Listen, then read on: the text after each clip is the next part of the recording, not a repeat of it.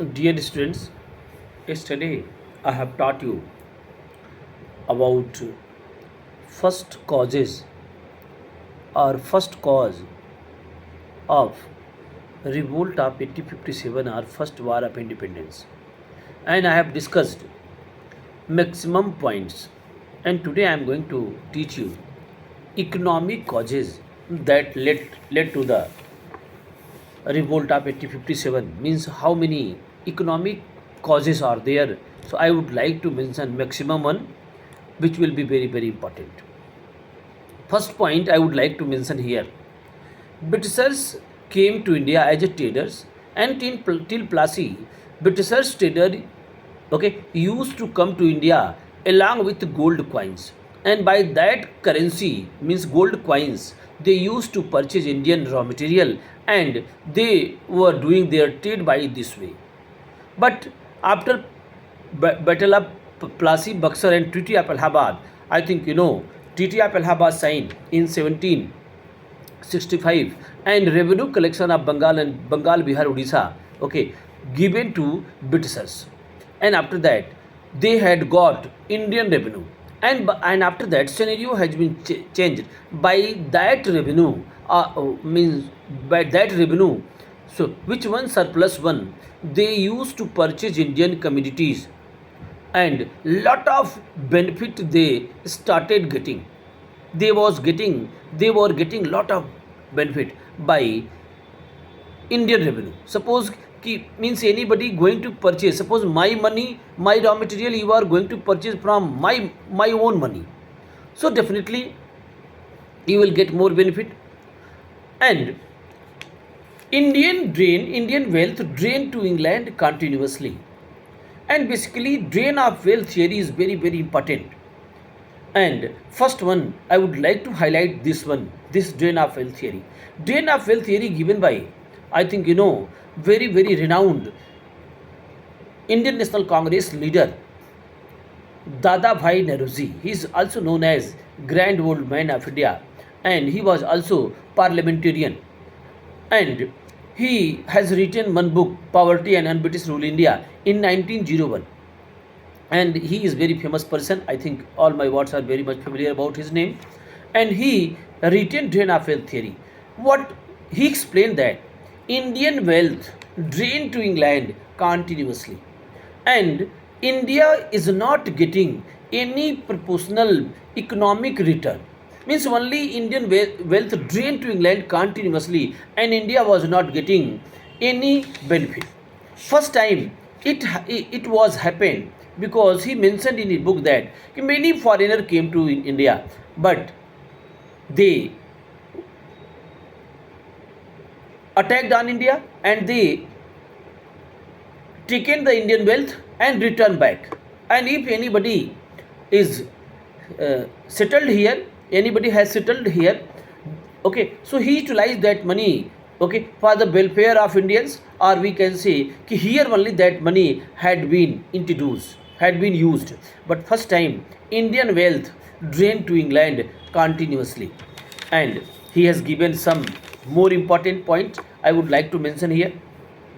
By which way, which way the Indian wealth drained? I think when British East India Company established empire in India, so many officers has been appointed. So by their salaries, Indian wealth drained, and in income and saving of some Englishmen who were working in East Indian Company or in trade also, and the British expenditure on the purchasing of the military goods, and official expenditure, okay, means many offices were had been set up in India. So many expenditures are there, all expenditure levied on Indian revenue.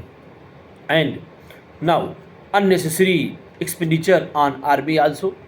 Many, I think Dum Dum was there, Sialkot was there, the training centers were there. I think a lot of expenditure will be there on training centers, training center also. So all levied on Indian revenue. So continuously Indian wealth drained to England. So other more points are there. I would like to mention 3 land revenue system. introduced by British East India Company. First one, permanent settlement, Rayatwadi, Mahalwadi. By all land revenue system, taxation was very high, and farmers were in the grip of money lenders, and they day by day the farmers' position declined, and they were living in pathetic condition.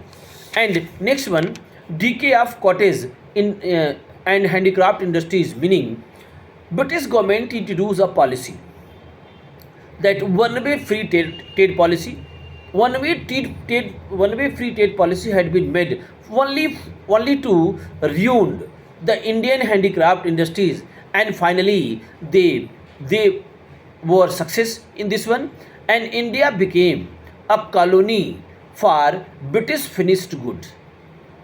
Means in India no factory, no handicraft industries, so Indian people will depend on in British made material. Next point is there, in human treatment of indigo cultivators. I think you know indigo was very important for industrialist England, and if any farmer will deny, so his crops will be ruined, his animals will be taken, means inhuman treatment done by Britishers. So these are economic causes, and after that I am going to explain third cause, socio and religious causes.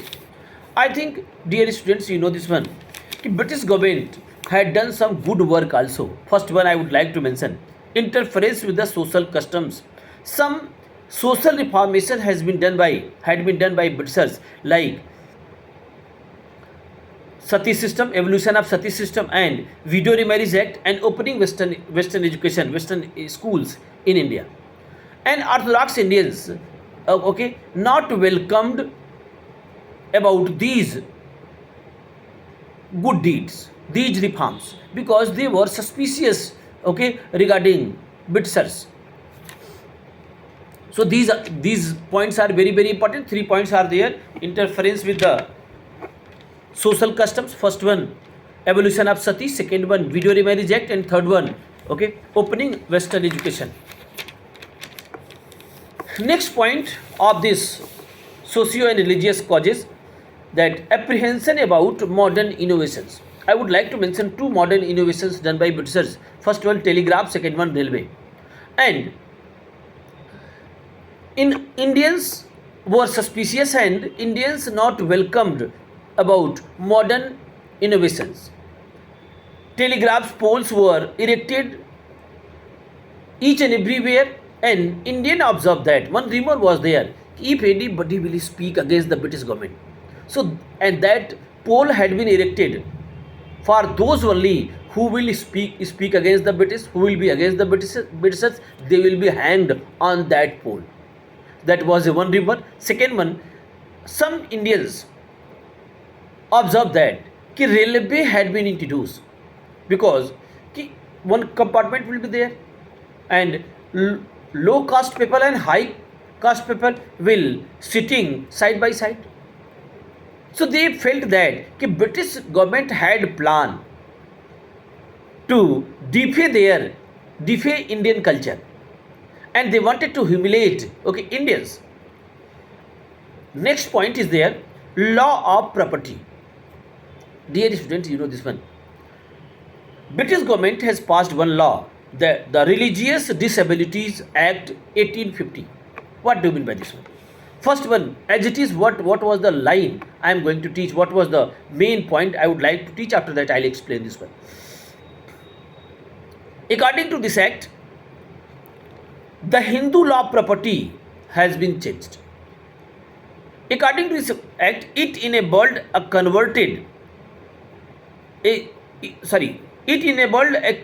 from Hinduism to other religion to inherit the property of his father. What do you mean by this one? Or what was the Indian tradition? First I will tell, after that I will explain this one.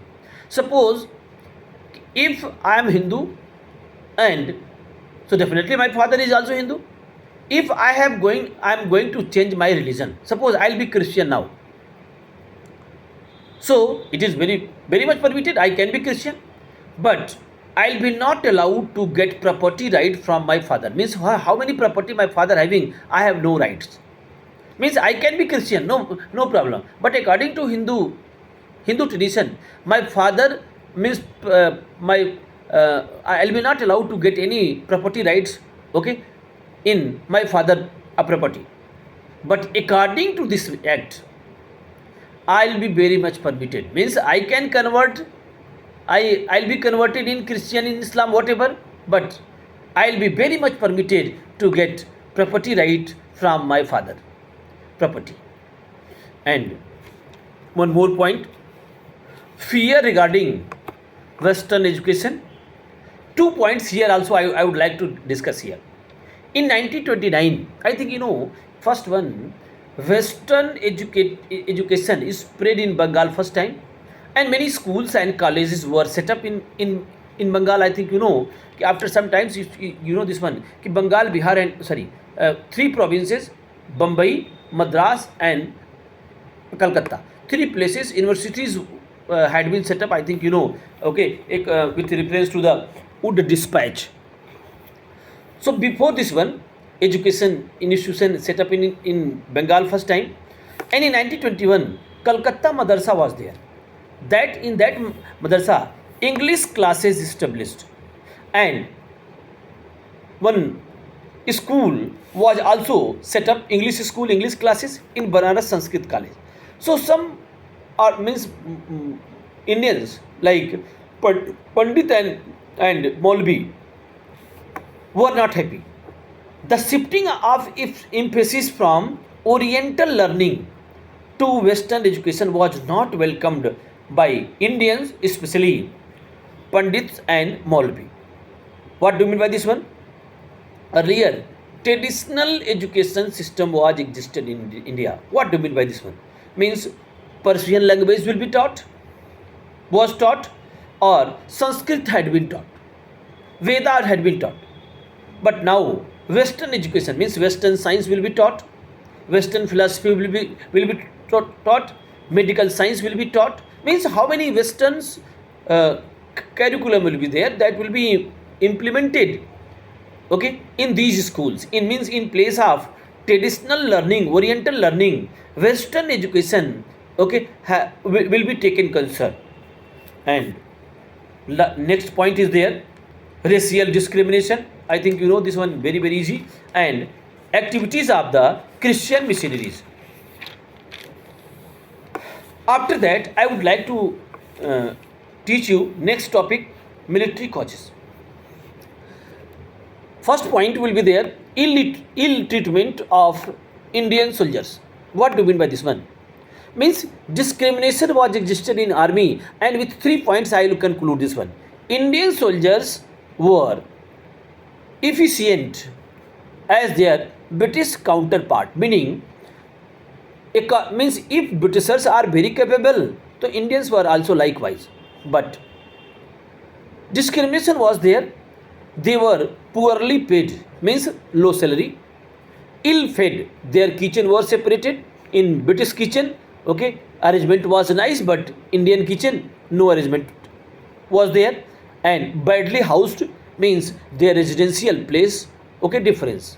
Means in English soldiers living in better residential houses, but in Indian soldiers were badly housed. British military, and one more point is there, British military authority forbade the sepoy from wearing caste sectarian marks. I think in Indian tradition some cultural things are there, like Muslims will have beard, Hindu having this type of, what your teacher having this type of tika, and I think Sikh having turban. I think this one. That is the religious features are there, and people are enjoying by their these marks. British told no. British told that it will be not allowed. That hurt the sentiment of Indian soldier. And next point is there, General Service Enlistment Act. It is very important. What was General Service Enlistment Act?